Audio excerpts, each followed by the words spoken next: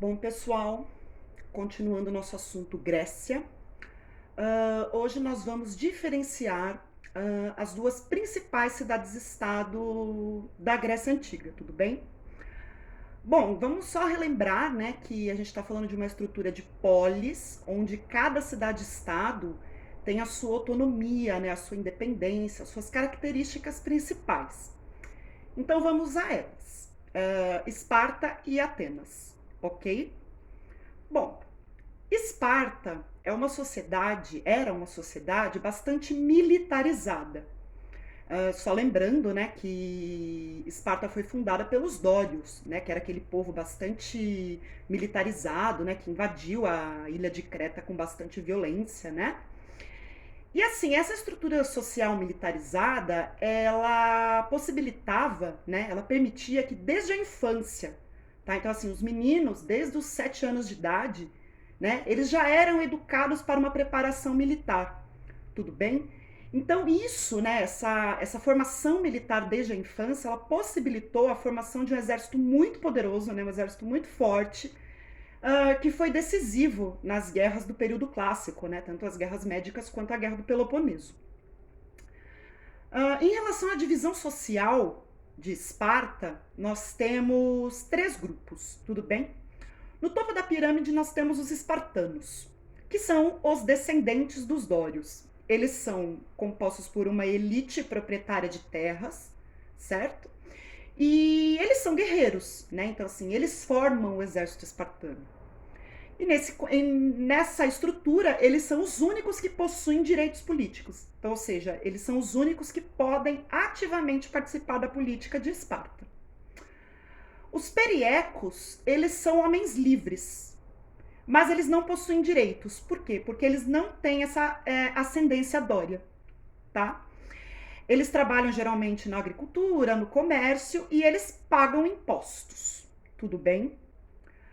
E na base da pirâmide nós temos os ilotas, que são escravos do Estado.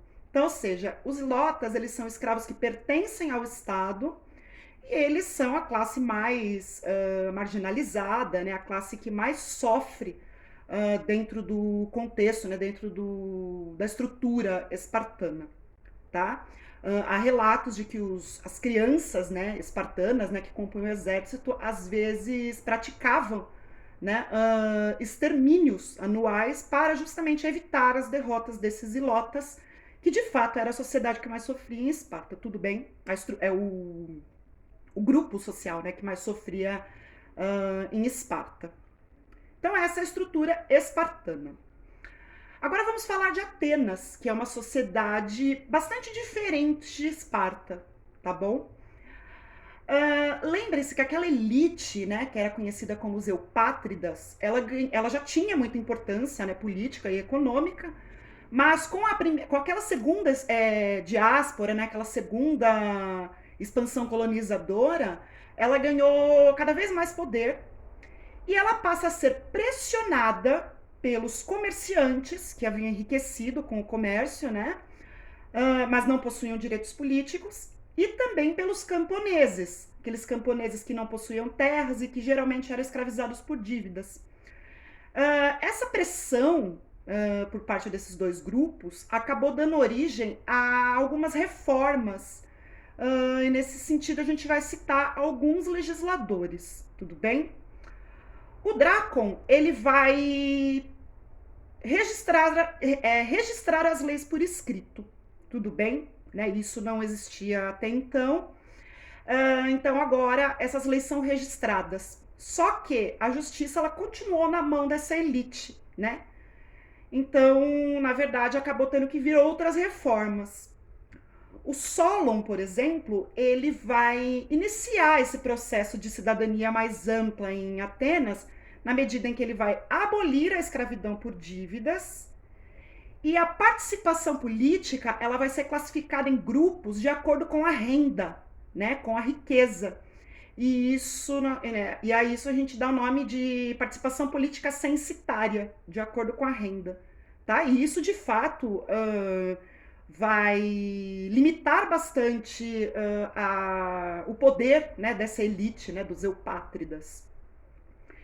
E o Clístenes, né, que ele vai criar o conceito de isonomia, que significa igualdade de todos os cidadãos perante a lei.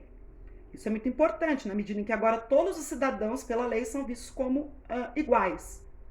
Tudo bem? E o ostracismo, né, que é a perda de direitos políticos por um período, caso alguém ameaçasse a democracia de alguma forma. Por exemplo, querendo dar um golpe de Estado, coisa desse tipo. Apesar de você ter esse caráter de igualdade dos cidadãos perante a lei, é muito importante a gente saber que a democracia ateniense ela era bastante limitada, na medida em que era pré-requisito para ser cidadão você nascer homem, nascido em Atenas, filhos de pai e mãe atenienses. Então, ou seja, para você ser cidadão, para você participar ativamente da política ateniense, você tinha que ser homem, nascido em Atenas e filho de pai e mãe atenienses. Ou seja, as mulheres, que eram pré-requisito para que um homem fosse cidadão, né, mãe ateniense, escravos e os estrangeiros, que também eram conhecidos como metecos, eles não eram considerados cidadãos.